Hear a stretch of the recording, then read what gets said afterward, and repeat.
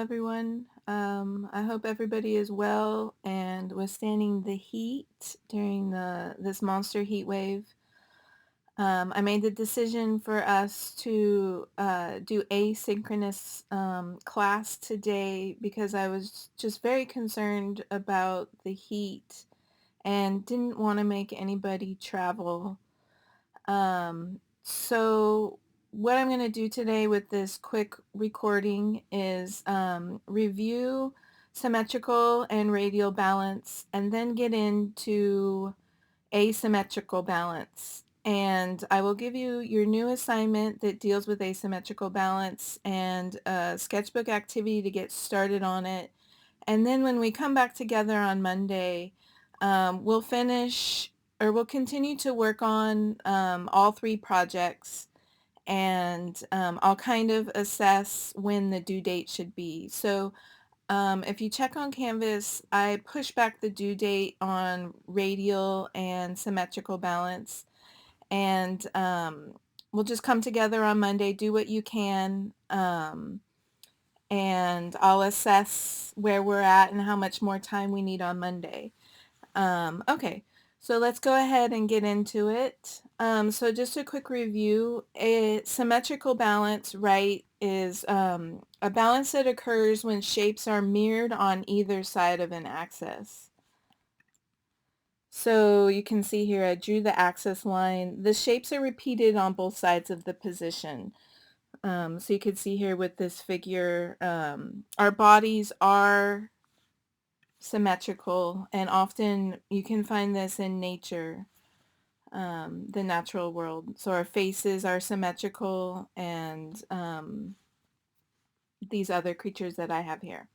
So, and then moving on to radial balance. So radial balance is when lines and shapes are mirrored both vertically and horizontally across the axis, right?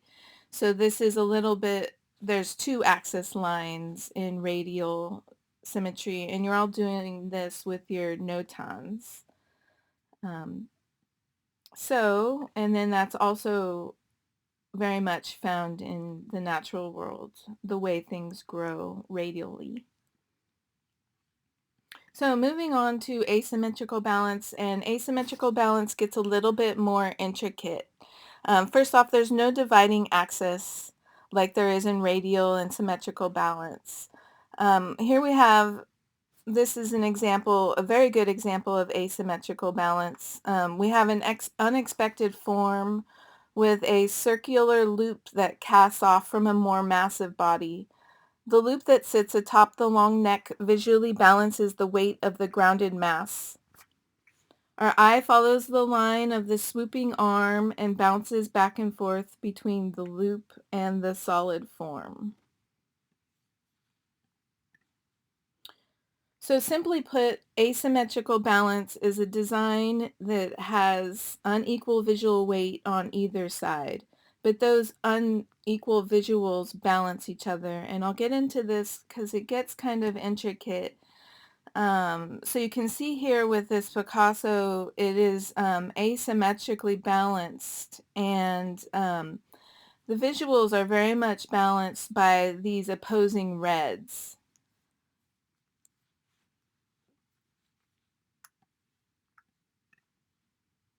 Here's another example of Nan Goldin's photograph. The figure gazes out at us from the right side of the picture, right? So the figure's not placed right in the middle, but it's cast a little to the right side. The composition, however, is not off balance. The left of center is the hand and the cigarette, which balances the face as a natural focal point, right? Our eye often goes right to what, it recognizes, and faces are very much in that category. So the balance is maintained as the two sides of the picture provide visual emphasis. So our eye bounces between the face and the hand with the cigarette.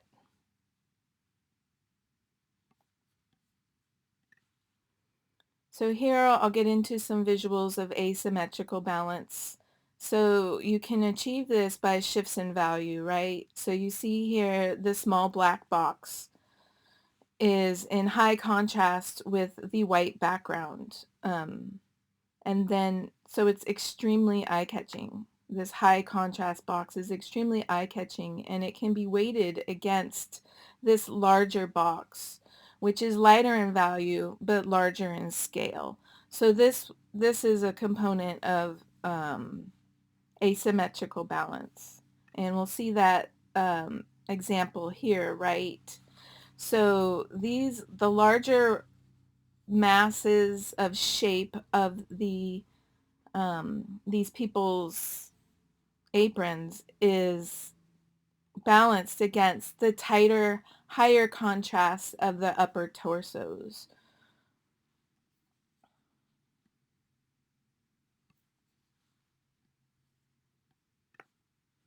So the value shift is also working here, right?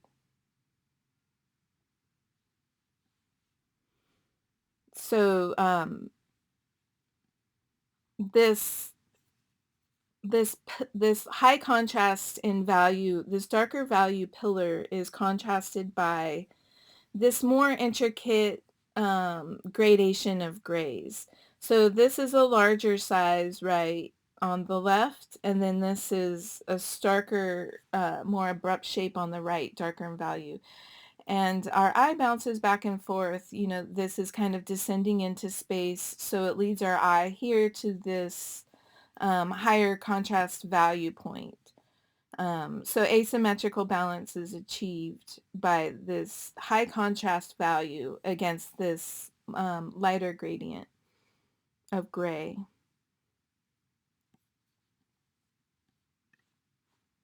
So again, here is another example of how to achieve asymmetrical balance through shape. So here both elements are the same value and texture. Asymmetrical balance is achieved by the complexity of their shape. The smaller shape on the right is intricate and more complex and can be balanced by the larger box on the left. And we can see an example of that here with this Diebenkorn. So he uses large open bluish gray areas to balance more active, smaller intricate shapes on the top left.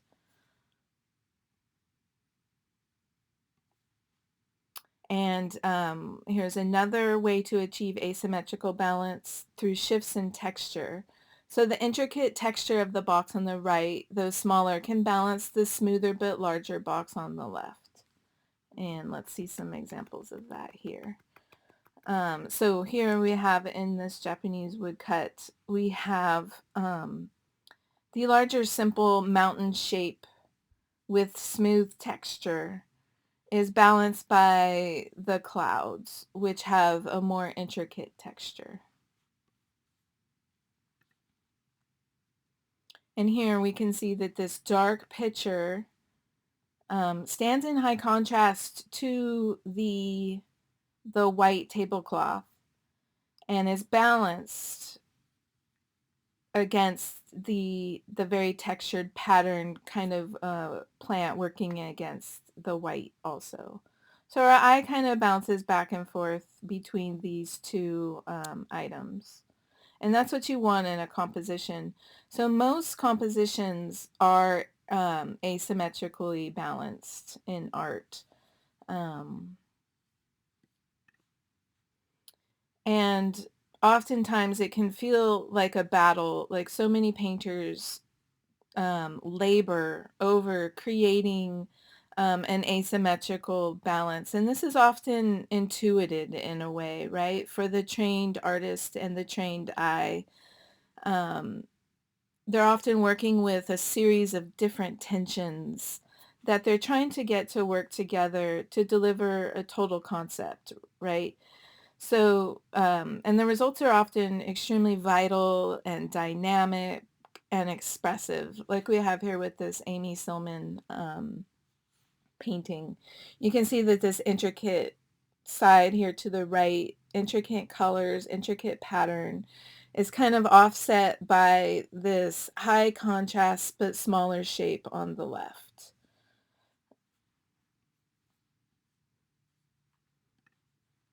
And often, these can get very intricate and complex. Um, and for the developed eye, it can come quite naturally. So often balance is achieved by multiple components at once. So here we have value, texture, value in the building, texture and everything that's happening around the building, and shape also. Noticing what these large, what the similar value is doing with shape. And we'll get more into that, of course. So here we have an interesting photograph, and you can see that this composition is kind of working symmetrically, right? But is using elements of asymmetrical balance. So take a second to think about how this is asymmetrically balanced. Thinking about all of the components that I just went over.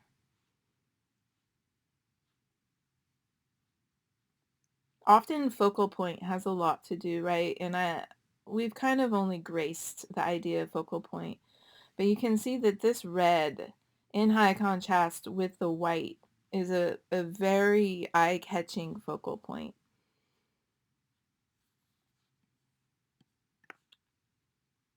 So here you can see in this paper cut silhouette, the bold sweeping shapes of the tree up top are balanced by the more intricate cut of the gate. And this leads us to our next assignment. So we're going to be continuing to work with cutting paper, and you are all working on your